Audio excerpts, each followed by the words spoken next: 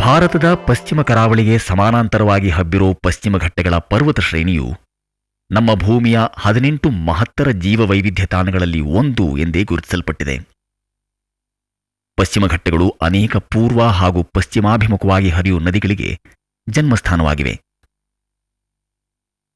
ಈ ನದಿಗಳು ಘಟ್ಟಗಳ ನಿತ್ಯ ಹರಿದ್ವರ್ಣದ ಮಳೆಕಾಡುಗಳನ್ನು ಪೋಷಿಸುವುದರ ಜೊತೆಗೆ ದಕ್ಷಿಣ ಪ್ರಸ್ಥಭೂಮಿಯ ಸಾಮಾಜಿಕ, ಸಾಂಸ್ಕೃತಿಕ ಹಾಗೂ ಆರ್ಥಿಕ ಜನಜೀವನಕ್ಕೆ ಚಾಲಕ ಶಕ್ತಿಗಳಾಗಿವೆ.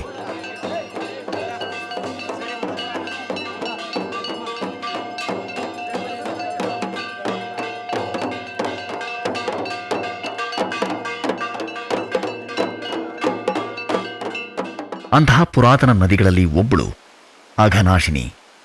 ಉತ್ತರ ಕನ್ನಡ ಜಿಲ್ಲೆಯ ಶಿರಸಿ ಬಳಿ ಮಧ್ಯಪಶ್ಚಿಮ ಘಟ್ಟ ಪ್ರದೇಶದಲ್ಲಿ ಅಘನಾಶಿನಿ ಹುಟ್ಟುತ್ತಾಳೆ. ಇಂದಿನವರೆಗೂ ತನ್ನ ಮೂಲ ರೂಪ ಹಾಗೂ ನೈಸರ್ಗಿಕತೆಯನ್ನ ಉಳಿಸಿಕೊಂಡಿರೋದೇ ಅಘನಾಶಿನಿಯ ವಿಶೇಷ.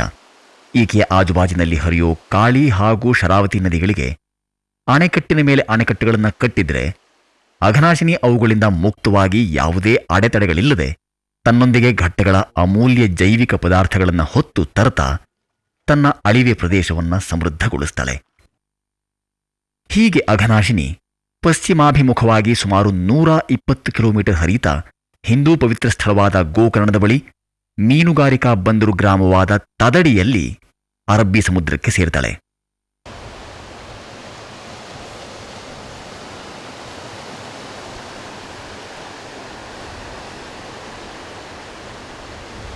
ಅಘನಾಶಿನಿ ಹೊತ್ತು ತರೋ ಘಟ್ಟಗಳ ಅಮೂಲ್ಯ ಜೈವಿಕ ಪದಾರ್ಥಗಳಿಂದ ಶ್ರೀಮಂತಗೊಳ್ಳುವ ಈಕೆಯ ಅಳಿವೆ ಅಥವಾ ಮುಖಜ ಪ್ರದೇಶವು ಇನ್ನೂ ವಿಶೇಷವಾಗಿದೆ. ಅಲ್ಲದೆ ಅಘನಾಶಿನಿಯ ಅಳಿವೆ ಪ್ರದೇಶವು ಭೌಗೋಳಿಕವಾಗಿಯೂ ಮಹತ್ವದ್ದಾಗಿದೆ. ಕಾಳಿ ಹಾಗೂ ಶರಾವತಿ ನದಿಗಳ ಅಳಿವೆಗಳು ಸಮುದ್ರಕ್ಕೆ ನೇರವಾಗಿ ತೆರೆದುಕೊಂಡರೆ ಅಘನಾಶಿನಿ ಅಳಿವೆಯು ತನ್ನ ಮುಖಜ ಪ್ರದೇಶದಲ್ಲಿ ಯು ಆಕಾರದಲ್ಲಿ ತಿರುಗುತ್ತಾ ಬಳಸಿಕೊಂಡು ಸಾಗಿ ನಂತರ ಕಡಲನ್ನು ಸೇರುತ್ತದೆ. ಘಟ್ಟ ಪ್ರದೇಶದಿಂದ ಪ್ರವಹಿಸುವ ಮಳೆ ನೀರಿನ ವೇಗವು ಈ ಯು ತಿರುವಿನಲ್ಲಿ ತಗ್ಗಿ ನೀರು ಸುತ್ತಲ ವಿಸ್ತಾರವಾದ ತಗ್ಗು ಪ್ರದೇಶಗಳನ್ನು ಆವರಿಸುತ್ತೆ. ಈ ಪ್ರಕ್ರಿಯೆಯಲ್ಲಿ ಹರಿದುಬರೋ ಜೈವಿಕ ಪದಾರ್ಥಗಳು ಹಾಗೂ ಜೀವಕಣಗಳು ಈ ತಗ್ಗು ಪ್ರದೇಶಗಳನ್ನು ಸಮೃದ್ಧಗೊಳಿಸಿ ಅಲ್ಲಿಯ ವಿವಿಧ ಜೀವ ಸಂಕುಲಗಳಿಗೆ ಅತ್ಯವಶ್ಯಕವಾದ ಪೋಷಕಾಂಶಗಳನ್ನು ಒದಗಿಸುತ್ತವೆ. ಇಷ್ಟಲ್ಲದೆ ಅಘನಾಶಿನಿ ಅಳಿವೆಯಲ್ಲಿ ಅನಾದಿ ಕಾಲದಿಂದಲೂ ಕಾಂಡ್ಲಾ ಕಾಡುಗಳು ಸಮೃದ್ಧವಾಗಿ ಪಸರಿಸಿರುವುದು ಇಲ್ಲಿಯ ಇನ್ನೊಂದು ಹಿರಿಮೆ. ಕಾಂಡ್ಲಾ ಕಾಡುಗಳು ಮಳೆಕಾಡುಗಳು ಹಾಗೂ ಸಾಗರ ಗರ್ಭಗಳಲ್ಲಿನ ಕೋರಲ್ ರೀಫ್ಗಳಷ್ಟೇ ಜೈವಿಕ ಉತ್ಪಾದನಾ ಸಾಮರ್ಥ್ಯವನ್ನು ಹೊಂದಿರುತ್ತವೆ. ಈಗಾಗಲೇ ಸಮೃದ್ಧವಾಗಿರೋ ಜೈವಿಕ ಪದಾರ್ಥಗಳ ಜೊತೆಗೆ ಕಾಂಡ್ಲಾ ಗಿಡಗಳ ಉದುರೆಲೆಗಳಲ್ಲಿನ ಪೋಷಕಾಂಶಗಳೂ ಸೇರಿ ಅಳಿವೆಯ ಜೀವಿಗಳಿಗೆ ಆಹಾರ ಸರಬರಾಜನ್ನು ಇನ್ನಷ್ಟು ವೃದ್ಧಿಗೊಳಿಸುತ್ತವೆ. Mangrove sheds leaves faster because they have to excrete salt. ಕಾಂಡ್ಲಾ ಕಾಡುಗಳು ಉತ್ಕೃಷ್ಟ ಸಂತಾನೋತ್ಪತ್ತಿಯ ತಾಣಗಳೂ ಹೌದು. ನದಿಯ ಮತ್ತು ಸಮುದ್ರದ ಮೀನುಗಳು ಅಲ್ಲದೆ ಅನೇಕ ಜೀವ ಪ್ರಭೇದಗಳು ತಮ್ಮ ಮೊಟ್ಟೆಗಳನ್ನಿಟ್ಟು ಮರಿಗಳನ್ನು ಪೋಷಿಸಲು ಅನುಕೂಲವಾಗುವಂತೆ ಕಾಂಡ್ಲಾ ಬೇರುಗಳ ಸಂಕೀರ್ಣ ರಚನೆಗಳು ಸುರಕ್ಷಿತ ಆಶ್ರಯ ಸ್ಥಾನಗಳಾಗಿ ಕಾರ್ಯನಿರ್ವಹಿಸುತ್ತವೆ. ಅಲ್ಲದೆ ಅತಿ ದೃಢವಾದ ಈ ಕಾಂಡ್ಲಾ ಬೇರುಗಳು ನದಿಯ ಹರಿವಿನ ಪಾತ್ರವನ್ನು ನಿಯಂತ್ರಿಸ್ತಾ ಅಳಿವೆಯ ಮಣ್ಣಿನ ಸವಕಳಿಯನ್ನೂ ತಡೆಗಟ್ಟುತ್ತವೆ. ಈ ರೀತಿಯ ವಿಶಿಷ್ಟವಾದ ಪರಿಸರ ವ್ಯವಸ್ಥೆಯು ಅಘನಾಶಿನಿ ಅಳಿವೆ ಹಾಗೂ ಅಲ್ಲಿಯ ಸಮುದ್ರ ಭಾಗವನ್ನು ಒಂದು ಅತ್ಯುತ್ತಮ ಮೀನುಗಾರಿಕಾ ಪ್ರದೇಶವನ್ನಾಗಿ ಮಾಡಿದೆ. Whenever there is a tidal influence, that's when there is tide, high tide, low tide, the estuarine portion transfers the nutrients to the sea. Therefore, the entire coastal fishery depends on the estuarine productivity. ತದಡಿಯ ಬಂದರು ಒಂದು ಬಹುಮುಖ್ಯ ಮೀನುಗಾರಿಕಾ ಬಂದರು ಎಂದು ಪರಿಗಣಿಸಿದ್ದೇ ಆದರೆ ಅದಕ್ಕೆ ಅಘನಾಶಿನಿ ನದಿ ಹಾಗೂ ಆಕೆಯ ಅಳಿವೆಯೇ ಕಾರಣ. ಅಘನಾಶಿನಿ ಅಳಿವೆಯ ಇಂಥ ಅದ್ಭುತ ಉತ್ಪಾದನಾ ಸಾಮರ್ಥ್ಯವು ಈ ಪ್ರದೇಶದಲ್ಲಿ ಒಂದು ಗಮನಾರ್ಹವೂ ಸ್ವತಂತ್ರವೂ ಸದೃಢವೂ ವಿಶೇಷವಾಗಿ ಸ್ಥಳೀಯವೂ ಆದ ಸಾಮಾಜಿಕ ಆರ್ಥಿಕ ವ್ಯವಸ್ಥೆಯೊಂದನ್ನು ಅನಾದಿ ಕಾಲದಿಂದಲೂ ಸುಸ್ಥಿರವಾಗಿ ಪೋಷಿಸ್ತಾ ಬಂದಿದೆ.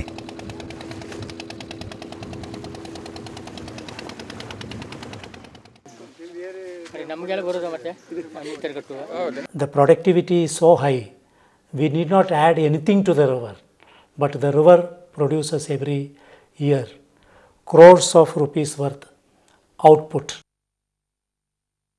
ಅಘನಾಶಿನಿ ಅಳಿವೆಯಲ್ಲಿ ವರ್ಷ ಪೂರ್ತಿ ಮೀನುಗಾರಿಕೆ ಮಾಡಲಾಗುತ್ತೆ. ಮಳೆಗಾಲದಲ್ಲಿಯೂ ಮೀನುಗಾರಿಕೆ ನಡೆಯಲು ಅನುಕೂಲ ಆಗೋ ಹಾಗೆ ಅಳಿವೆಯ ಕಡಿಮೆ ಆಳವು ಸುರಕ್ಷಿತವಾಗಿದೆ.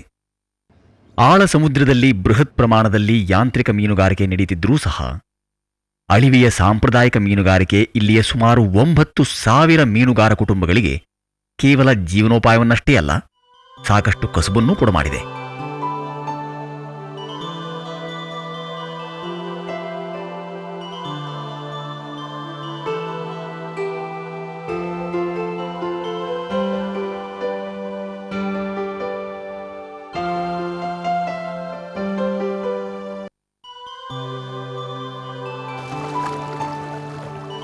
ಇಲ್ಲಿಯ ಸಾಂಪ್ರದಾಯಿಕ ಮೀನುಗಾರಿಕೆ ಅನೇಕ ರೀತಿಯ ಕುತೂಹಲಕಾರಿ ತಂತ್ರಗಳೊಂದಿಗೆ ಕೂಡಿರುತ್ತೆ. ಒಂದೊಂದು ತಂತ್ರಕ್ಕೆ ಒಂದೊಂದು ರೀತಿ ಬಲೆ.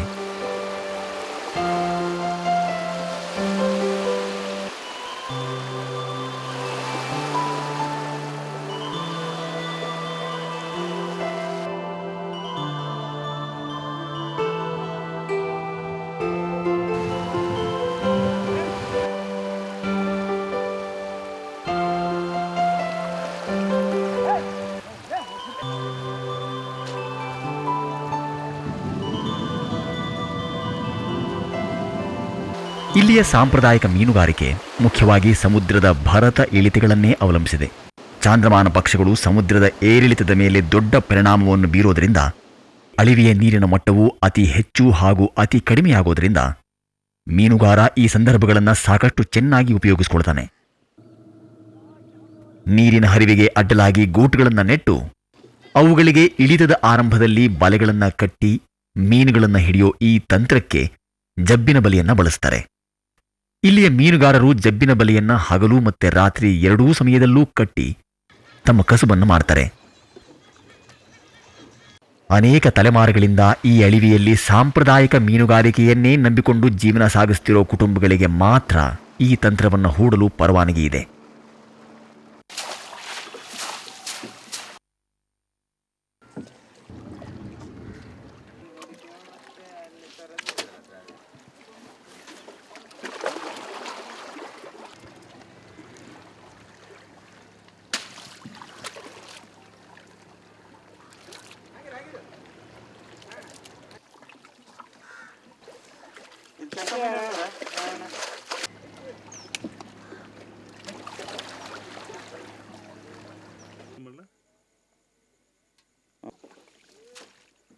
ಚಾಚುಬಲೆ ಪದ್ಧತಿ ಒಂದು ಸಾಮೂಹಿಕ ಮೀನುಗಾರಿಕಾ ಪದ್ಧತಿ.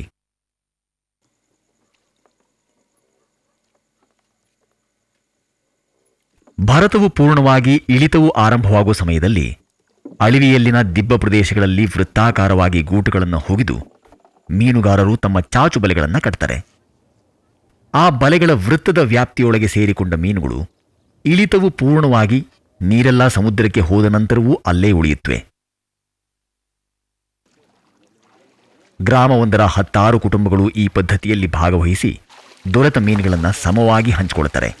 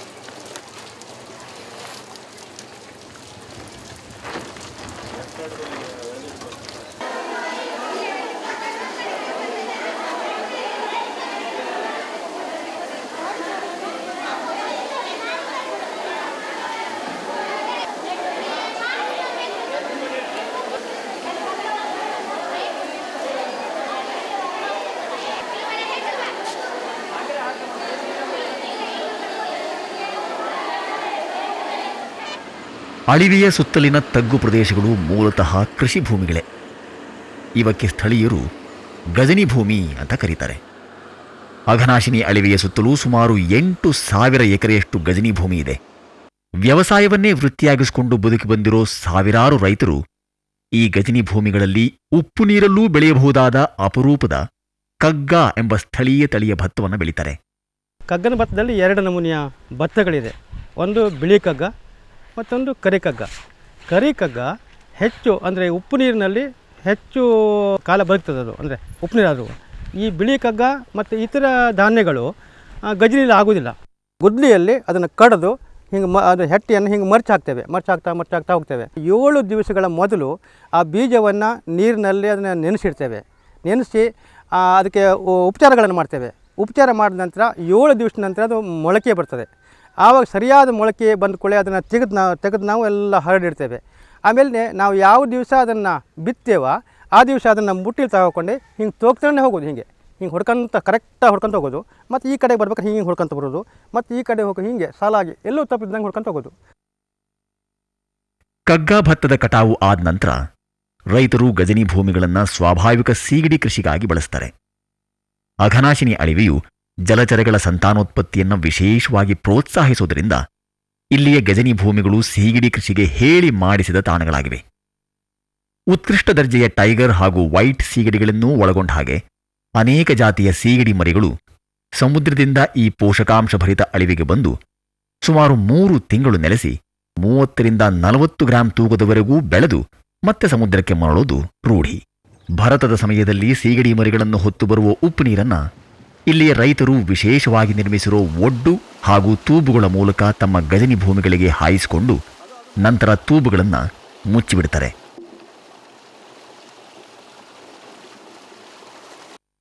ಇಳಿತದ ಸಮಯದಲ್ಲಿ ತೂಬುಗಳಿಗೆ ಗಂಡಿ ಬಲೆ ಎನ್ನುವ ವಿಶೇಷ ಬಲೆಯನ್ನು ಕಟ್ಟಿ ನೀರನ್ನು ಮತ್ತೆ ಅಳಿವೆಯೊಳಕ್ಕೆ ಹರಿಬಿಡ್ತಾರೆ. ಹೀಗೆ ಸೀಗಡಿ ಮರಿಗಳು ಅಲ್ಲಿಯೇ ಉಳಿದುಕೊಳ್ಳುತ್ತವೆ. ಅವು ಅಲ್ಲಿಯೇ ಬೆಳೆದು ಪ್ರಾಯಕ್ಕೆ ಬಂದ ನಂತರ ಅವುಗಳನ್ನು ಮಾರ್ತಾರೆ. ನೈಸರ್ಗಿಕ ಸೀಗಡಿ ಕೃಷಿಯನ್ನ ಇತ್ತಲ ಪ್ರದೇಶದಲ್ಲಿ ರೈತರು ಕಾಲದಿಂದಲೂ ಮಾಡ್ತಾ ಬಂದಿದ್ದಾರೆ. ಆದರೆ ಇತ್ತೀಚಿನ ದಶಕಗಳಲ್ಲಿ ನಮ್ಮ ದೇಶದಲ್ಲಿ ಸೀಗಡಿ ಉದ್ಯಮ ಅಭಿವೃದ್ಧಿಯಾಗಿ ರಫ್ತು ಮಾರುಕಟ್ಟೆಯೂ ಸಹ ಹೆಚ್ಚಿದ್ದರಿಂದ ಬಹುತೇಕ ಗಜನಿ ಭೂಮಿಯ ತುಂಡುಗಳು ಆಧುನಿಕ ಸೀಗಡಿ ಫಾರ್ಮ್ಗಳಾಗಿ ಮಾರ್ಪಟ್ಟಿವೆ. ಭಾರತವು ಸೀಗಡಿ ರಫ್ತಿನಲ್ಲಿ ಅಗ್ರಗಣ್ಯ ರಾಷ್ಟ್ರಗಳಲ್ಲಿ ಒಂದಾದ್ದರಿಂದ ಈ ಗಜನಿ ಭೂಮಿಗಳ ಬೆಲೆಯೂ ಈಗ ಹಲವು ಪಟ್ಟು ಹೆಚ್ಚಿದೆ. ನಮ್ಮ ದೇಶದ ಅತ್ಯುತ್ತಮ ಉಪ್ಪಿನ ಆಗರಗಳಲ್ಲಿ ಅಘನಾಶಿನಿಯ ಗಜನಿ ಭೂಮಿಗಳಲ್ಲಿನ ಹಲವು ವಿಸ್ತಾರಗಳೂ ಸೇರಿವೆ ಅನ್ನೋದು ಈ ಅಳಿವೆಯ ಹೆಗ್ಗಳಿಕೆ.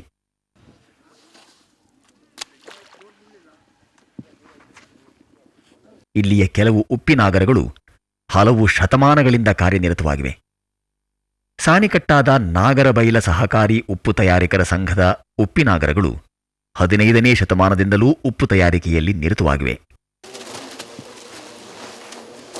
ಈ ಪ್ರದೇಶದಲ್ಲಿನ ಅಗೇರ ಜನಾಂಗದವರು ಅನಾದಿ ಕಾಲದಿಂದಲೂ ಉಪ್ಪು ತಯಾರಿಕೆಯನ್ನೇ ಮೂಲ ವೃತ್ತಿಯನ್ನಾಗಿ ಮಾಡಿಕೊಂಡಿದ್ದಾರೆ. ಹಿಂದಿನಿಂದ ನಮ್ಮ ಪೂರ್ವಜರ ಕಾಲದಲ್ಲಿಂದ ನಡೆದು ಬಂದದ್ದಿದೆ. ನಮ್ಮ ಮಕ್ಕಳಿಂದ ಮತ್ತು ಮರುಮಕ್ಕಳು ಹಿಂಗಾಗಿ ಎಲ್ಲರೂ ಇಲ್ಲೇ ಕೆಲಸ ಜೀವನ ಮಾಡೋದು. ಈ ಕಸಬು ಮಾತ್ರ ಬಾಕಿ ಯಾವ ಜಾತಿಗೂ ಬರುವುದಿಲ್ಲ. ಬಾಕಿ ಯಾವುದಾದ್ರೂ ಯಾರು ಏನಾರು ಮಾಡ್ತಿದ್ರು. ಇದೊಂದು ದಂಧೆ ಮಾತ್ರ ನಾವೇ ಮಾಡುವುದೇ. ಈಗ ಬೇರೆ ಯಾವ ಕೆಲಸನೂ ನಮಗಿಲ್ಲಲ್ಲ ಸರ್. ಇದ್ದಂದ್ರೆ ಅದೊಂದೇ ಕೆಲಸ. ಇಲ್ಲಿ ಈಗ ಮಳೆ ಬಿದ್ದ ಮೇಲೆ ಸಸಿ ನೆಡೋದೊಂದೇ ಕೆಲಸ. ಪರಿಶಿಷ್ಟ ಜಾತಿಗೆ ಸೇರಿದ ಈ ಅಗೇರರು ಭೂರಹಿತರು. ಬೇಸಿಗೆಯ ನಂತರ ಉಪ್ಪು ತಯಾರಿಕೆಗೆ ವಿರಾಮ ದೊರೆತ ಮೇಲೆ ಅಲ್ಪ ಸ್ವಲ್ಪ ಕೃಷಿ ಕೂಲಿಯಿಂದಲೇ ಇವರ ಮಳೆಗಾಲದ ಬದುಕು ಸಾಗುತ್ತೆ. ಭೂಮಿ ಗೀಮಿ ಏನೂ ಇಲ್ಲ. ಇದು ಸರ್ಕಾರ ಕೊಟ್ಟದೆ 3 ಗುಂಟೆ ಜಾಗನೇ. ಶಾಲಿಂದ ಸ್ವಲ್ಪ ಕಲುದು ಮತ್ತೆ ಇಲ್ಲಿಗೆ ಬರುವುದು.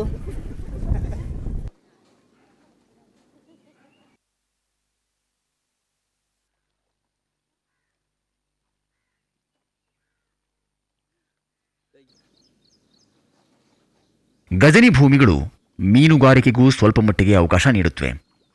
ಇಲ್ಲಿಯ 4 ಗ್ರಾಮಗಳು ಗಜನಿ ಭೂಮಿಯ ಮೀನುಗಾರಿಕೆಯನ್ನೇ ಅವಲಂಬಿಸಿ ಜೀವನ ನಡೆಸ್ತಾ ಇವೆ.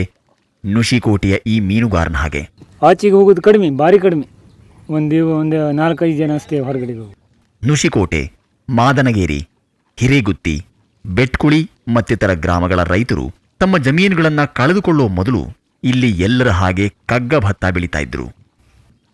1973ರ ಸುಮಾರಿಗೆ ಸರ್ಕಾರವು ಇವರುಗಳಿಂದ 1848 ಎಕರೆ ಭೂಮಿಯನ್ನು ವಶಪಡಿಸಿಕೊಂಡು ಕೈಗಾರಿಕಾ ಉಪ್ಪು ತಯಾರಿಸೋ ಸಲುವಾಗಿ ಖಾಸಗಿ ಕಂಪನಿಯೊಂದಕ್ಕೆ ಗುತ್ತಿಗೆ ನೀಡಿತು. ಆದರೆ ಉಪ್ಪು ತಯಾರಿಕೆ ಉದ್ಯಮ ಇಲ್ಲಿ ಸಂಪೂರ್ಣ ನಿಷ್ಫಲವಾಗಿ ಇಡೀ ಭೂಮಿ ಬರಡಾಯಿತು. As agricultural land, it was contributing to our Ishurine ecosystem because all the washout from the agricultural land was going there. In fact, the loss from this abundant land for the past 30-32 years is immense. ಸರ್ಕಾರದಿಂದ ಸಮರ್ಪಕ ಪರಿಹಾರವಾಗಲಿ ಪುನರ್ವಸತಿಯಾಗಲಿ ಕಾಣದೆ ಭೂಮಿಯನ್ನೂ ಮೂಲವೃತ್ತಿಯನ್ನೂ ಕಳಕೊಂಡ ಈ ರೈತರ ಬದುಕು ಅತಂತ್ರವಾಗಿ ಅವರುಗಳೆಲ್ಲ ಮೀನುಗಾರಿಕೆಗೆ ಒಗ್ಗಬೇಕಾದ ಅನಿವಾರ್ಯತೆಗೆ ತಳ್ಳಲ್ಪಟ್ಟರು. ಈ ಗೌಡ್ರು ಪಡ್ತಿ ಪಟಗಾರು ನಾಮದಾರಿ ಅವರೆಲ್ಲ ಈ ಪರಿಸ್ಥಿತಿಯಲ್ಲಿ ಬಂದು ಮೀನುಗಾರಿಕೆ ಉದ್ಯೋಗನೇ ಮಾಡ್ತಾರೆ ಹೆಚ್ಚಾಗಿ. ಮೀನುಗಾರ ಜನಾಂಗದವರಲ್ಲದ ರೈತರು ಒಮ್ಮೆ ತಮ್ಮದೇ ಆಗಿದ್ದ ಆದರೆ ಈಗ ಸರ್ಕಾರಿ ಸ್ವಾಮ್ಯದ ಈ ಭೂಮಿಯಲ್ಲಿಯೇ ಅನಧಿಕೃತವಾಗಿ ಮೀನುಗಾರಿಕೆ ನಡೆಸ್ತಾ ಇದ್ದಾರೆ. ಇದು ವಿಪರ್ಯಾಸವೇ ಸರಿ. ಜಮೀನೆಲ್ಲ ಕಳ್ಕೊಂಡಿದ್ದಾರಲ್ಲ, ಮತ್ತು ಉದ್ಯೋಗ ಏನಿಲ್ಲ, ಜಮೀನಲ್ಲಿ ಬೆಳೆ ಏನೂ ಆಗೋದಿಲ್ಲ ಈಗ ಅವರಿಗೆ. ಅದಕ್ಕೆ ಈ ಮೀನುಗಾರಿಕೆ ಉದ್ಯೋಗನೇ ಮಾಡಿ ಜೀವನ ಮಾಡ್ತಿದ್ದಾರೆ ಅವರು. ಮೀನುಗಾರಿಕೆ ಒಂದು ಬಿಟ್ಟರೆ ಮತ್ತು ಬೇರೆ ಯಾವ ಉದ್ಯೋಗನೂ ಇಲ್ಲ ಇಲ್ಲಿ.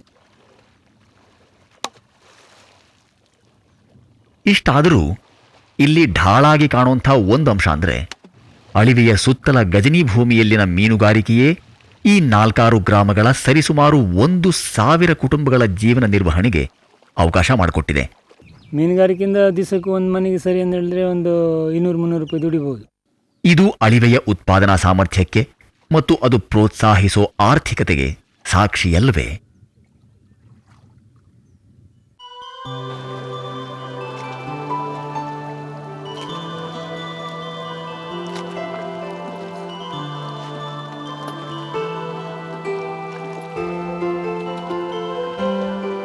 ಅಘನಾಶಿನಿ ಅಳಿವೆಯಲ್ಲಿ ಮೀನುಗಾರಿಕೆಯ ಜೊತೆಗೆ ಮತ್ತೊಂದು ಪ್ರಮುಖವಾದ ಕಸುಬು ಅಂದರೆ ಚಿಪ್ಪು ಮೀನು ಅಥವಾ ಬಳಚು ಸಂಗ್ರಹಣೆ.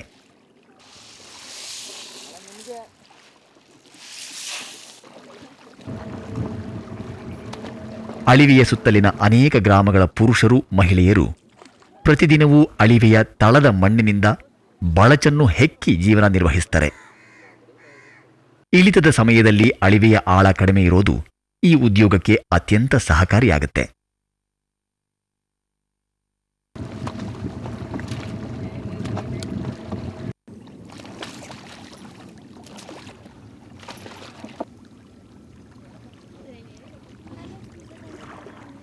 ಧೈರ್ಯಸ್ಥ ಹಾಗೂ ಪರಿಣಿತ ಯುವತಿಯರು ಅಳಿವೆಯ ತುಸು ಆಳದ ಸ್ಥಳಗಳಲ್ಲಿ ದಿನಕ್ಕೆ ಕಡೆ ಪಕ್ಷ 100 ಸಾರಿಯಾದರೂ ಮುಳುಗಿ ಸುಮಾರು 5-6 ಬಕೀಟ್ಗಳಷ್ಟು ಬಳಚನ್ನ ಸಂಗ್ರಹಿಸುತ್ತಾರೆ.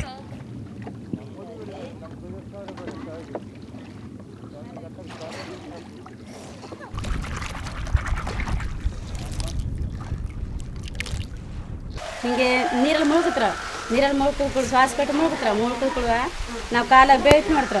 ಬೇಟ್ ನೋಡ್ಕೊಂಡು ಅಲ್ಲಿ ಮ್ಯಾಲ ಚಿಪ್ಪಿ ಹೊಡಿಕೊಂಡು ಎಡ್ತಲ್ಲಿ ಬೇಯ್ತಿದ್ರೆ ತೆಕ್ಕೊಂಡು ಬರ್ತಾರ. ಅಲ್ಲಿ ಮಗ್ದು ಹಾಕ್ತಾರ, ಕೊಲ್ಲಿಲೆಯ ಮಗ್ದು ಹಾಕೊಂಡು ಹಾಗೆ ಶ್ವಾಸ ಕಟ್ತಾ ಮೇಲೆ ಬರ್ತಾರ. ನಾವು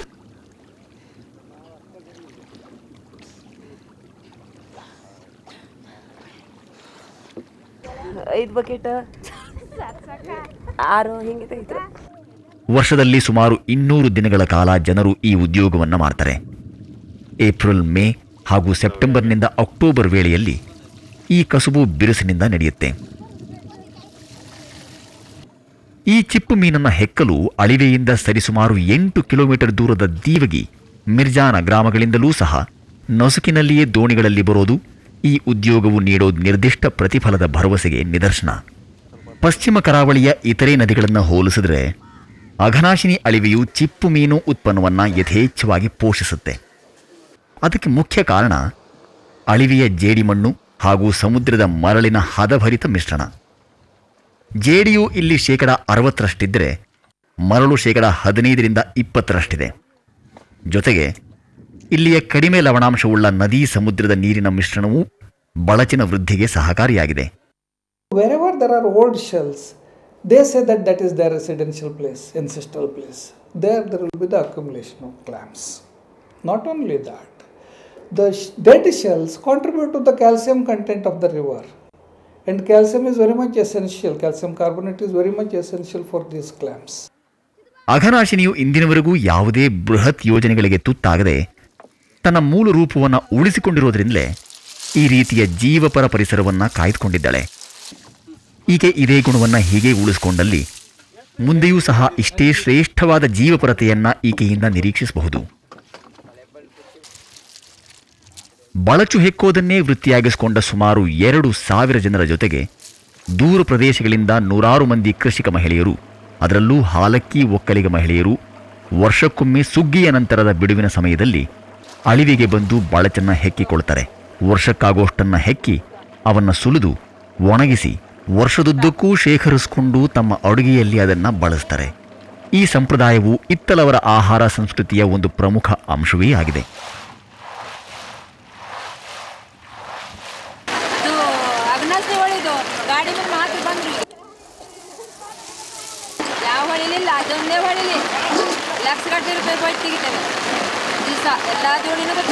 ಇಷ್ಟು ಬೆಳೆ ಸರಿ ಮಾಡ್ರೆ 45 ರೂಪಾಯಿ ಉಳಿತಾಯ ಮಾಡ್ಕೊತದ ಅವ್ರು ರೊಕ್ಕ ಮಾಡಿ ಸರಿ ಒಂದೇ ಲೆಕ್ಕದ ವ್ಯಾಪಾರ ಅದು. ಸಿಕ್ಕಾಪಟ್ಟೆಲ್ಲ ಆದರೆ ಇದ್ರಾಗ ಏನು ಉಳಿದಲ್ಲ, ಅವ್ರು ದುಡ್ಡು ಅವ್ರಿಗೆ ಮಾಡ್ಕೊಡೋದೆ. 50 ಮಾಡಿದ್ರು 100 ಮಾಡಿದ್ರು 100 ಕೈಯನ್ನು ಹಾಕೋದಾದ್ರೆ ಆಯ್ತು. ಹೀಗೆ ನಮ್ದು ಹೊಳಿದೆ ತಂದಿನಯ್ಯ. ಈಗ ಅಗ್ನೇಶ್ನಿ ಹೊಳಿ ಹೋಗಿ ನಮ್ಮ ಗಂಡಸ್ರಿಗೆ ಆಳ್ಕೋದ್ಲಿ, ನಮ್ಮ ಮಕ್ಕಳು ಬೆಳೆಸಿ ಹೋಗ್ಲಿ, ಅಲ್ಲಿ ತಂದ್ರೆ ಮಾತ್ರ ನಾವು ಇಲ್ಲಿ ನಾಲ್ಕಣಿ ಮಾಡ್ಕೊ ತಿನ್ಬೇಕು. ನಮ್ಗೆ ಸಂಬ್ರೆಲ್ಲೂ ಹತ್ತಿರ ಇಲ್ಲ. ಕುಬೇರನ ಕೈಲಿ ಸಾಲ ತೆಗು ವ್ಯಾಪಾರ ನಮ್ಮದು. ಹೇಗೆ ಕೇಳಿದ್ರೆ ಒಟ್ಟು ನೀರಿನ ಮೇಲೆ ಕೆಲಸ ಆಗಬೇಕು. ಈ ಬಳಿ ತೆಗೆದು ಚಿಪ್ಪಿ ತೆಗೆದು ನೀರಿಗೆ ಕರೆಂಟ್ ತೆಗೆದು ಹೀಗೆ ಅವನ ಕೈ ಸಾಲ ತಗೊಂಡು ಬಂದೇ ನಮ್ಮ ವ್ಯವಹಾರ ಆಗಬೇಕು. ಕ್ಯಾಲ್ಸಿಯಂ ಮತ್ತು ಪ್ರೋಟೀನ್ಗಳಿಂದ ಸತ್ವಯುತವಾದ ವಿಶಿಷ್ಟ ರುಚಿಯುಳ್ಳ ಚಿಪ್ಪು ಮೀನಿನ ಬಳಕೆ ಈ ಹಿಂದೆ ಕೇವಲ ಸ್ಥಳೀಯವಾಗಿತ್ತು.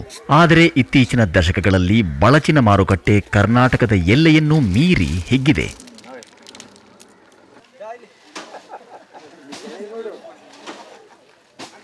ಮಳೆಗಾಲದಲ್ಲಿ ಇದಕ್ಕೆ ಒಳ್ಳೆ ರೇಟ್ ಉಂಟು. ರೇಟ್ ಅಂದರೆ ಸಾಧಾರಣ ಒಂದು ಬೇಗ 100-120 ರೂಪಾಯಿ ಹೋಗ್ತದೆ. ಕೆಲವು ಅನುಕೂಲಸ್ಥ ಮೀನುಗಾರರು ಬಳಚನ್ನ ಹೆಕ್ಕಿ ತಮ್ಮ ಮನೆಗಳ ಮುಂದೆಯೇ ಅಳಿವೆಯ ತಳದಲ್ಲಿ ಶೇಖರಿಸಿಕೊಂಡು ಮಳೆಗಾಲದ ಸಮಯದಲ್ಲಿ ಅವುಗಳ ಬೇಡಿಕೆ ಹೆಚ್ಚಾದಾಗ ತೆಗೆದು ಹೆಚ್ಚಿನ ಬೆಲೆಗೆ ಮಾರೋ ರೂಢಿಯನ್ನು ಬೆಳೆಸಿಕೊಂಡಿದ್ದಾರೆ.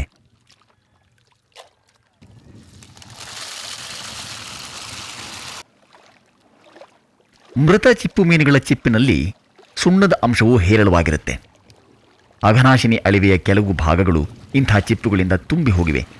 ಚಿಪ್ಪಿನ ಗಣಿಗಾರಿಕೆ ಇಲ್ಲಿ ಯಾಂತ್ರೀಕರಣಗೊಳ್ಳದೆ ಕೇವಲ ಮಾನವ ಶಕ್ತಿಯಿಂದಲೇ ನಡೀತಾ ಇದೆ. ಹೀಗಾಗಿ ಈ ಗಣಿಗಾರಿಕೆ ಇಲ್ಲಿಯ ಮೀನು ಸಂತತಿಗಳ ಬೆಳವಣಿಗೆಗೆ ಹಾಗೂ ಅಳಿವೆಯ ಜೀವಸಂಕುಲ ಪರಿಸರಕ್ಕೆ ಅತ್ಯಂತ ಕನಿಷ್ಠ ಪ್ರಮಾಣದಲ್ಲಿ ಧಕ್ಕೆಯನ್ನುಂಟು ಮಾಡುತ್ತೆ ಅಂತ ಹೇಳಲಾಗುತ್ತೆ. ಇಲ್ಲಿಯ ಚಿಪ್ಪು ಗಣಿಗಾರಿಕೆಯು ಕನಿಷ್ಠ 800 ಸ್ಥಳೀಯ ಚಿಪ್ಪು ಗಣಿಗಾರರಿಗೆ ಉದ್ಯೋಗವನ್ನು ಕಲ್ಪಿಸಿದೆ ಅನ್ನೋದು ಒಂದು ಅಂದಾಜು. ಗಣಿಗಾರರು ಇಲ್ಲಿ ದಿನಕ್ಕೆ ಕೇವಲ 4ರಿಂದ 6 ಗಂಟೆಗಳ ಕಾಲ ಶ್ರಮಿಸಿ 300ರಿಂದ 400 ರೂಪಾಯಿ ದುಡಿತಾರೆ. The individual worker can earn 1,500 rupees a day if he works properly. ಇದು ದೀವಗಿ ಗ್ರಾಮದಲ್ಲಿರೋ ಚಿಪ್ಪಿನಿಂದ ಸುಣ್ಣ ತೆಗೆಯುವ ಒಂದು ಭಟ್ಟಿ. ಕುಮಟಾ ತಾಲ್ಲೂಕಿನಲ್ಲಿ ಇಂಥ 10 ಭಟ್ಟಿಗಳು ಗೃಹ ಕೈಗಾರಿಕೆಯ ಮಟ್ಟದಲ್ಲಿ ಕಾರ್ಯನಿರ್ವಹಿಸ್ತಾ ಇವೆ. ಈ ಭಟ್ಟಿಗಳ ಉಳಿವು ಸಂಪೂರ್ಣವಾಗಿ ಅಘನಾಶಿನಿಯ ಚಿಪ್ಪಿನ ಸರಬರಾಜಿನ ಮೇಲೆಯೇ ಅವಲಂಬಿಸಿದೆ. ಹಲವು ರೀತಿಯ ಸ್ಥಳೀಯ ಬಳಕೆಗೆ ಉಪಯುಕ್ತವಾಗುವ ಈ ಸುಣ್ಣ ಅಡಿಕೆ ತೋಟಗಳಿಗೆ ಕ್ರಿಮಿನಾಶಕವಾಗಿಯೂ ಬಳಕೆಯಾಗುತ್ತೆ. ಬಿದಿರಿನಿಂದ ಬುಟ್ಟಿ ಹೆಣೆಯೋ ಸ್ಥಳೀಯ ಕಸುಬು ಸಂಪೂರ್ಣವಾಗಿ ಅಘನಾಶಿನಿ ಅಳಿವೆಯ ಆರ್ಥಿಕತೆಯ ಮೇಲೆ ನಿಂತಿದೆ. ಈ ಸಾಂಪ್ರದಾಯಿಕ ಮೇದರ ಕಸುಬಿನ ಅಳಿವು ಉಳಿವು ಅಳಿವೆಯ ಆರೋಗ್ಯಪೂರ್ಣ ನಿರ್ವಹಣೆಯ ಮೇಲೆಯೇ ಇದೆ ಅನ್ನೋದು ಪ್ರತ್ಯೇಕವಾಗಿ ಹೇಳಬೇಕಾಗಿಲ್ಲ. ಹಾಗೆಯೇ ನಾಡ ದೋಣಿಗಳನ್ನು ರಿಪೇರಿ ಮಾಡೋ ಕುಶಲಕರ್ಮಿಗಳ ಭವಿಷ್ಯವೂ ಸಹ ಮೇದರಂತೆಯೇ ಅಳಿವೆಯ ಉತ್ಪಾದನಾ ಸಾಮರ್ಥ್ಯವನ್ನೇ ಆಧರಿಸಿದೆ. ತನ್ನನ್ನೇ ನಂಬಿರೋ ತನ್ನ ಮಕ್ಕಳಿಗೆ ಅಘನಾಶಿನಿ ಅಳಿವೆ ಕೊಡಮಾಡೋ ಮತ್ತೊಂದು ಆರ್ಥಿಕ ಸಂಪನ್ಮೂಲವೆಂದರೆ ನೀಲಿ ಕಲಗ. ನುರಿತ ಹಾಗೂ ಸಾಹಸಿ ಮೀನುಗಾರರು ಅಳಿವೆಯ ಅಂಚಿಗೆ ಹೋಗಿ ಸಮುದ್ರದ ಅಬ್ಬರದ ಅಲೆಗಳ ನಡುವೆ ನೀರಲ್ಲಿ ಮುಳುಗಿ ನೀಲಿ ಕಲಗವನ್ನು ಹೆಕ್ಕಿ ತರ್ತಾರೆ.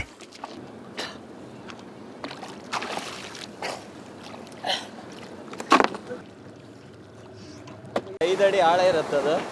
ಆಳಕ್ಕೆ ಹೋಗಿ ಕೈಲಿ ಆದಷ್ಟು ತಾಕತ್ ಮಾಡಿ ಬಗ್ಸೋದು. ಶಕ್ತಿ ನಮ್ಮಲ್ಲಿ ಇದ್ದಷ್ಟಾಗಿ ಬಗ್ಸೋದು. ಬಗ್ಸಿದ ನಂತರ ಮೇಲೆ ತಗೊಬಂದ್ರೆ ಬರ್ಬೇಕಾದ್ರೆ ಸ್ವಲ್ಪ ಅವಸರ ಕಟ್ತದೆ, ಆದ್ರೂ ಬಿಡಬಾರ್ದು. ಚಿಪ್ಪು ಮೀನಿನ ಹಾಗೆ ನೀಲಿ ಕಲಗವೂ ಸಹ ಅಘನಾಶಿನಿಯ ಮಕ್ಕಳಿಗೆ ರುಚಿಕಟ್ಟಾದ ಸತ್ವಯುತ ಆಹಾರವನ್ನು ಒದಗಿಸೋ ಜೊತೆಗೆ ಅವರ ಆರ್ಥಿಕತೆಗೆ ಬೆಂಬಲವಾಗಿ ನಿಲ್ಲುತ್ತೆ. ಒಂದೊಂದು ಟೈಮಿಗೆ ನಾವು 1000, 1500, 2000 ಹೀಗೆ ತೆಗಿತೇವೆ. ತಿಂಗಳಿಗೆ ಸಾಮಾನ್ಯ ಉಳಿತಾಯ ಏನಿಲ್ಲ, ದುಡಿಯೋದು 6000 ಇರ್ಬೋದು ಅಂದಾಜು.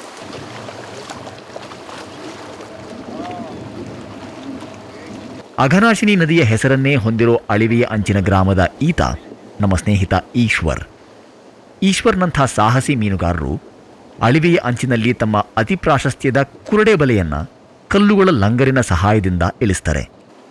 ಅತಿ ಮೌಲ್ಯದ ತಳಿ ಅಂತ ಪರಿಗಣಿತವಾಗಿರುವ ಕುರುಡೆ ಮೀನು ಪ್ರೌಢಾವಸ್ಥೆಯಲ್ಲಿ 20 ರಿಂದ 35 ಕೆಜಿವರೆಗೂ ತೂಗಿ ಕೆಜಿಯೊಂದಕ್ಕೆ 30 ರಿಂದ 40 ರೂಪಾಯಿಗಳಷ್ಟು ಬೆಲೆ ಬಾಳುತ್ತೆ.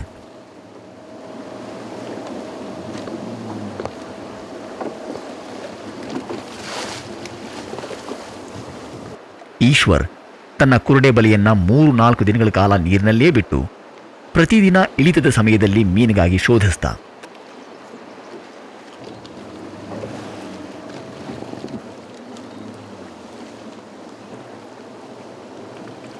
ಎರಡನೇ ದಿನ ಅವನ ಎಣಿಕೆಯಂತೆ ಕುರುಡೆ ಮೀನು ಅವನ ಪಾಲಿನದಾಗಿತ್ತು.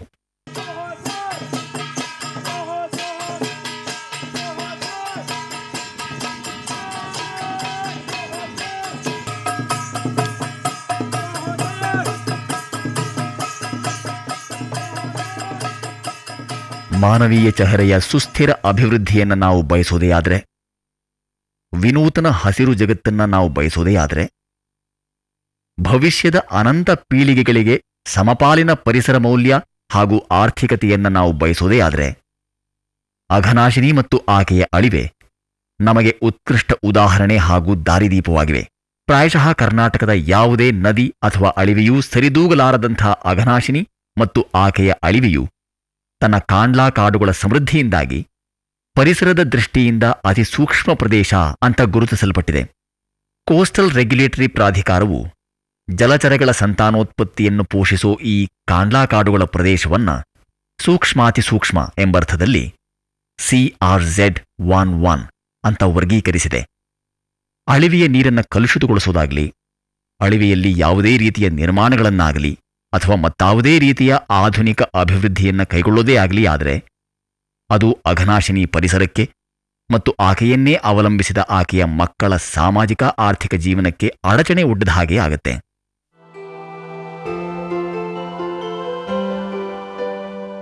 ಅಘನಾಶಿನಿ ತನ್ನ ಮಕ್ಕಳಿಗೆ ನಂಬಿಕೆ, ಧರ್ಮ, ಜೀವನ ಮತ್ತು ಮರಣ ಎಲ್ಲವೂ ಆಗಿದ್ದಾಳೆ.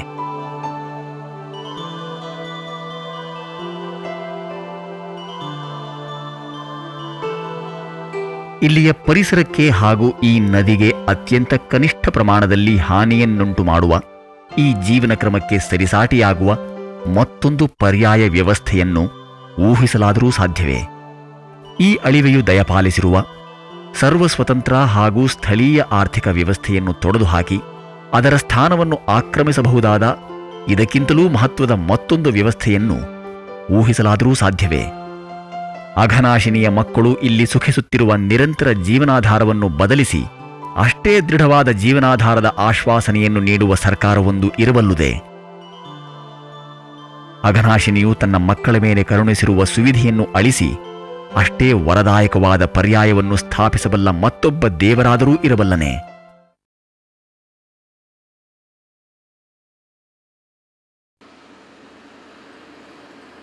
ಅಘನಾಶಿನಿ ಅಳಿವೆಯ ತೀರ ಪ್ರದೇಶದಲ್ಲಿ 4000 ಮೆಗಾವ್ಯಾಟ್ಸ್ ಸಾಮರ್ಥ್ಯದ ಕಲ್ಲಿದ್ದಲು ಆಧಾರಿತ ಉಷ್ಣ ವಿದ್ಯುತ್ ಸ್ಥಾವರವನ್ನು ಸ್ಥಾಪಿಸಲು ಭಾರತ ಸರ್ಕಾರ ಉದ್ದೇಶಿಸಿದೆ.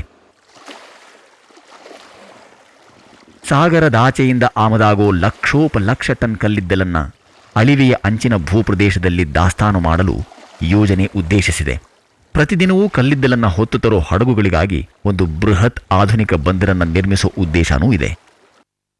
ದಾಸ್ತಾನು ಸ್ಥಳದಿಂದ ವಿದ್ಯುದಾಗಾರಕ್ಕೆ ಕಲ್ಲಿದ್ದಲನ್ನು ಸಾಗಿಸುವ ಸಲುವಾಗಿ ಅಳಿವೆಯ ಆಳವನ್ನು ಹಲವು ಪಟ್ಟು ಹೆಚ್ಚಿಸುವ ಯೋಜನೆಯೂ ಪ್ರಸ್ತಾವದಲ್ಲಿದೆ. For Uttara Kannada, we have one of the most beautiful ecosystem which cannot be compared with any other ecosystems available here. Tadadi ಉಷ್ಣತಾ ಸ್ಥಾವರ 4000 ಮೆಗಾವಾಟ್ ಮಾಡಿದ್ರೆ ಅದರಿಂದ ಬಿಸಿನೀರು ಬಿಡುವುದರಿಂದ ಆ ಮೀನಿನ ಸಂತತಿ ಎಲ್ಲ ನಾಶವಾಗಿ ಹೋಗ್ತದೆ. ಮತ್ತು ಸುತ್ತಮುತ್ತಲಿನ ಇದರಲ್ಲಿ 40-50 ಕಿಲೋಮೀಟ್ರ್ ಹಾರು ಬೂದಿ ಏನು ಬೀಳ್ತದೆ, ಅದರಿಂದೆಲ್ಲ ನಮ್ಮ ಜೀವನ ಸಂಕುಲಕ್ಕೂ ನಾಶ ಆಗ್ತದೆ, ನಮ್ಮ ಪರಿಸರಕ್ಕೂ ನಾಶ ಆಗ್ತದೆ. ಒಂದು ದಿವಸಕ್ಕೆ 4,000 ಮೆಟ್ರಿಕ್ ಟನ್ ಕೋಲನ್ನು ಫ್ಲೈ ಆಶನ್ನು ಎಲ್ಲಿ ಡಂಪ್ ಮಾಡ್ತಾರೆ? ಅಗ್ನೇಶ್ನಿ ಹೊಳಿ ಬಂದಾಗ ಆಗೋದು ಸಮ, ನಮಗೆ ಒಂದು ವೀಸ ಏನಾರು ಹಾಕಿ ಕೊಂದೋದು ಸಮ. ಮತ್ತೆ ನಾವು ಇದು ಯಾವ ಕೊಡ್ಬೇಕು? ನಮ್ಮ ಜೀವನ ಹೋಗೋದೇ ಅಗ್ನೇಶ್ನಿ ಹೊಳಿಯಲ್ಲಿ, ಹೋಗೋದೇ ಅಲ್ಲೇ ನಾವು. ಈ ಅಗ್ನೇಶ್ನಿ ಹೊಳಿಲಿ ಮೀನು ಹಿಡ್ಕೊ ಬಂದ್ರೆ ಮಾತ್ರ ನಮ್ಮ ದಂಧಿ, ಎಲ್ಲಿಗಿರ ನಮ್ಮ ಮತ್ತೆ ಯಾವ ದಂಧಿ ಇಲ್ಲ. I think this Om Beach is one of the most beautiful places I ever been. It's very natural. The Indian people meet the Western people here, and you know, it's like it's a nice place to meet. The beach like this, I don't want nothing to change. It's a very famous place in Israel. ಇವತ್ತು nano ಯುಗಕ್ಕೆ ಹೋಗ್ತಾ ಇದ್ದೀವಿ.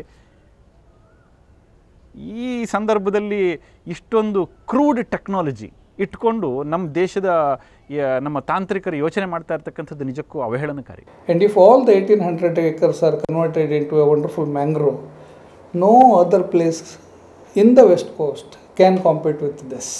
That will be one of the most beautiful ecosystem.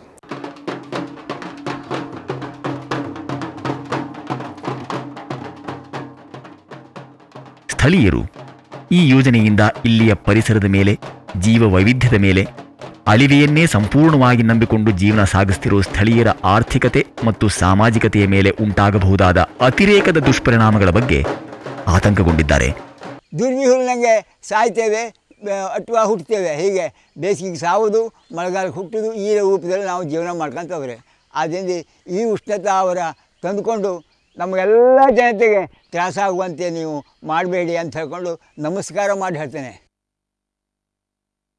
ಜಲವಿದ್ಯುತ್ ಯೋಜನೆ ಇರಲಿ, ಅಣುವಿದ್ಯುತ್ ಯೋಜನೆ ಇರಲಿ, ಸೀಬರ್ ನೌಕಾನೆಲೆ ಇರಲಿ, ಈ ಎಲ್ಲ ಕಾರಣಗಳಿಗೋಸ್ಕರ ನಾವು ಈಗ ಏನನ್ನು ಕಳ್ಕೊಂಡಿದ್ದೇವೆ ಇದಕ್ಕೂ ಹೆಚ್ಚು ಇದು ಒಂದೇ ಯೋಜನೆಯಲ್ಲಿ ನಾವು ಕಳ್ಕೊಳ್ಬೇಕಾದ ಪ್ರಸಂಗ ಬರ್ತದೆ. ಅರ್ಥಾತ್ ಉತ್ತರ ಕನ್ನಡ ಜಿಲ್ಲೆ ಒಂದು ಬೋಳು ಗುಡ್ಡ ಆಗಬೇಕಾದ ಕಾಲ ಬರಬಹುದು. ಇಲ್ಲಿಯ ಜನರ ನಮ್ಮೆಲ್ಲರ ದೃಷ್ಟಿಯನ್ನು ತುಂಬ ಅಮಾನವೀಯ ಇದು. ರಾಜ್ಯದ ದೇಶದ ಅಭಿವೃದ್ಧಿಯ ಭಾರ ನಮ್ಮ ಜಿಲ್ಲೆಗೆ ಮಾತ್ರ ಸೀಮಿತವಾಗಬಾರ್ದು. ತದ್ದಡಿ ಯೋಜನೆ ಖಂಡಿತವಾಗಿ ನಾವು ಒಪ್ಕೊಳ್ಳೋದಿಲ್ಲ. ಇಲ್ಲಿಯ ಅನುಪಮ ಪರಿಸರ ಮತ್ತು ಆರ್ಥಿಕತೆಯನ್ನು ಒಂದಿಷ್ಟೂ ಲೋಪವಿಲ್ಲದ ಹಾಗೆ ಉಳಿಸಿಕೊಳ್ಳೋದೇ ಸ್ಥಳೀಯರ ಸಾಮೂಹಿಕ ಚಿಂತನೆಯಾಗಿದೆ. ಪ್ರಜಾಪ್ರಭುತ್ವ ದೇಶವೊಂದು ತನ್ನ ಸಮಾಜದ ಈ ಸಾಮೂಹಿಕ ಚಿಂತನೆಯನ್ನು ಕಡೆಗಣಿಸಿ ಯೋಜನೆಯನ್ನು ಅನುಷ್ಠಾನಗೊಳಿಸಿ ತನ್ಮೂಲಕ ಜನತಂತ್ರದ ಅರ್ಥವನ್ನೇ ಕಳೆದುಕೊಳ್ಳೋ ಸಾಮರ್ಥ್ಯವನ್ನು ಹೊಂದಿರುವುದೇ